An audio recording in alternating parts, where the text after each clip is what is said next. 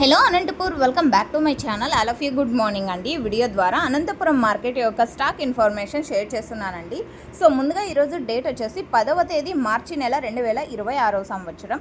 And ఈరోజు Anantapuram tomato market stock తీసుకుంటే గనక నిన్నటి మీద తీసుకుంటే సేమ్ అనే చెప్పొచ్చండి, దగ్గరగా. సో 7,000+ బాక్సెస్ వచ్చిందండి, 7,000+ బాక్సెస్ వచ్చింది టోటల్ టమాటా స్టాకు. అండ్ 7-8 మండీలకు మాత్రమే స్టాక్ అనేది వస్తుంది.